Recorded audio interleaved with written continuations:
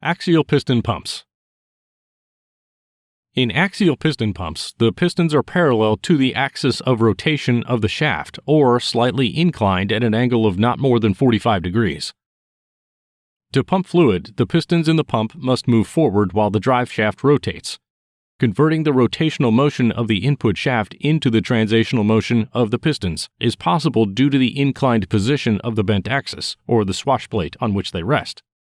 In the first case, the device is called a bent axis pump. In the second case, it is a swash plate pump. Let's try to figure out how these pumps can pump fluid. First, let's check the pump design. Let's take an adjustable bent axis pump as an example. The pump housing has a distinctive curved shape, and its shaft is supported by bearings. The pistons are attached to the shaft with spherical bearings and placed into the inclined block mounted on the axis. In the pump shown, pistons are used to transmit the rotation from the drive shaft to the axis, while some other devices use cardan shafts as a drive unit. The block is supported by a valve plate that has a spherical surface. The plate has channels for supplying and discharging fluid to and from the pistons. The fluid leaves the valve plate and then enters the cover that has an inlet and outlet opening. The fluid from the tank is supplied to the inlet channel of the pump, from where it is sucked by the pistons.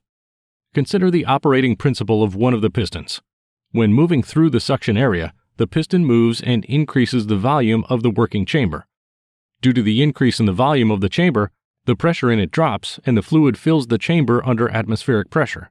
Having reached the extreme position, the piston begins to move in the opposite direction, thus reducing the volume of the working chamber, and the fluid is displaced into the pressure channel.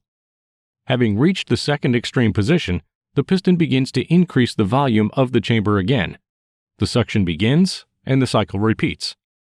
Several pistons are installed in the pump housing. There are 7 in the example provided. While one piston performs suction, the other is pushing the fluid into the pressure line, and the third is in the extreme position. This design allows for a continuous supply of fluid with relatively low pulsations. The presented pump does not need any check valves since its pistons always suck in one area and discharge in another. The design of swash plate pumps is different, but the principle of their operation is the same. The cylinder block of swash plate pumps is installed coaxially with the drive shaft, and the rotation is usually transmitted to the block using a key or spline connection. The pistons rest on a swash plate supported by special pushers that have a spherical surface. The cylinder block is installed on a valve plate connected to a rear cover, in which there are channels for connection with pressure and suction pipelines. When the block rotates, the pistons reciprocate.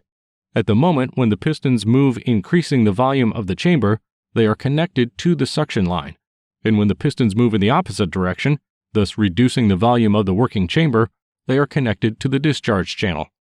The pumping capacity of an axial piston pump is determined by the number and diameter of its pistons, the space between them in the block, as well as their stroke. The stroke of the pistons is determined by the angle of inclination of the bent axis, or the swash plate. The longer the stroke, the greater the pumping capacity. By changing the angle of inclination of the swash plate, you can influence the stroke, thus regulating the pumping capacity.